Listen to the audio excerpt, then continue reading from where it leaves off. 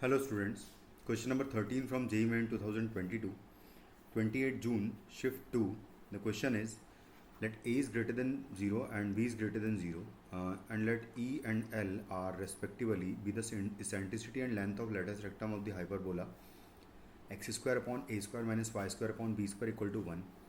Let E dash and L dash respectively the eccentricity and length of lattice rectum of its conjugate hyperbola. If E square equal to 11 upon 14L and E dash square equal to 11 upon 8L square है, then the value of 77A plus 44B क्या होगा ये बताना है हमें. तो सबसे पहले तो अगर मैं नॉर्मल जो हाइपरबोला है उसका eccentricity and L latus rectum के बीच में हमें रिलेशन दे रखा है, तो दोनों का वैल्यू यहाँ पर पुट कर दूंगा. ई स्क्वायर का वैल्यू भी और एल का वैल्यू भी in terms of A and B. तो ई स्क्वायर जो है वो हो जाएगा 1 plus B square upon A square होगा and equal to 11 upon 14 times L का वैल्यू हो जाएगा 2 बी स्क्वायर अपॉन ए हो जाएगा. ठीक है, कुछ इस तरीके से आ जाएगा. तो यहाँ से जब कैलकुलेट करूँ मैं ए स्क्वायर से इस पूरी इक्वेशन को अगर मल्टीप्लाई कर दूँ तो आ जाएगा A square plus B square is equal to 2 से नीचे कैंसिल आउट हो जाएगा तो 7 हो जाएगा ये. तो 11 upon 7 times B square into A आएगा. कुछ इस तरीके से आ जाएगा. फिर नेक्स्ट मैं सेम वे में मुझे कॉन्जुगेट हाइपरबोला का दिया हुआ है कि ई डैश का स्क्वायर इक्वल टू है, तो यहाँ से मैं इन दोनों की वैल्यूज भी पुट कर दूंगा. तो कॉन्जुगेट हाइपरबोला का जो इसेंट्रिसिटी होगा वो हो जाएगा 1 plus A square upon B square है ना, ई स्क्वायर का value actually equal to 11 upon 8 times 2 A square upon B जो है ये होगा हमारा एल डैश का वैल्यू, यानी कि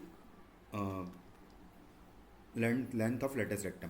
बी स्क्वायर से मल्टीप्लाई करेंगे तो आएगा B square plus A square is equal to 11 upon 4 हो जाएगा ये, और ए स्क्वायर इंटू बी आ जाएगा. ये भी A square plus B square है, ये भी A square plus B square है, तो इन दोनों को इक्वेट कर दूंगा मैं. तो जब इन दोनों को इक्वल रखेंगे तो 11 upon 7 B square A equal to हो जाएगा 11 अपॉन 4 ए स्क्वायर बी.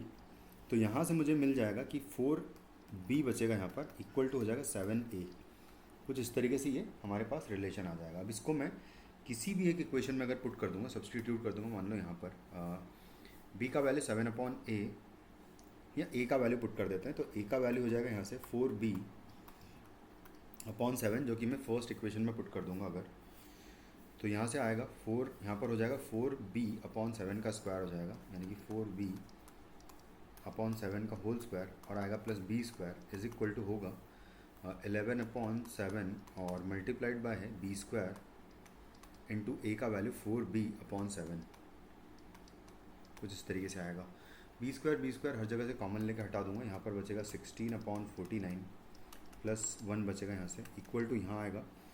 इसको मैं मल्टीप्लाई कर दूँ अगर तो 44 अपॉन 77 आ जाएगा यहाँ पर, और इंटू आएगा b, सिर्फ b बचेगा यहाँ पर. तो यहाँ से b में मेरा रिलेशन मुझे यहाँ पे मिलेगा. तो यहाँ पर अगर कैलकुलेट कर ले इसको 49 एंड प्लस एक्चुअली ये ये 77 नहीं है 49 होगा. तो एलसीएम यहाँ पर कैंसिल आउट हो जाएगा. तो 16 प्लस 49 इज इक्वल टू आ जाएगा 44b का वैल्यू. तो यहाँ से 44b का वैल्यू हो जाएगा, इन दोनों को ऐड करेंगे तो 65 आ जाएगा यहाँ से 44b का वैल्यू. फिर a का वैल्यू चाहिए, तो a का वैल्यू निकालने के लिए मैं यहाँ से b का वैल्यू सब्सटीट्यूट कर दूंगा. तो a इज इक्वल टू है 4 अपॉन 7 टाइम्स b है, और b का वैल्यू यहाँ पर रख दूंगा मैं 65 अपॉन 44. कुछ इस तरीके से रख दूंगा. तो यहाँ से इसको मैं कैंसिल आउट कर दूंगा 11 टाइम्स, तो 77a का वैल्यू जो है वो भी 65 आ जाएगा. और मुझे बेसिकली यही निकालना भी है कि 77a प्लस 44b का वैल्यू क्या आएगा. तो 77a प्लस 44b का जो वैल्यू है वो हो जाएगा 65 प्लस 65, यानी कि हो जाएगा ये 130, which will be your final answer, जो कि ऑप्शन डी में हमें नज़र आ रहा है. Thank you.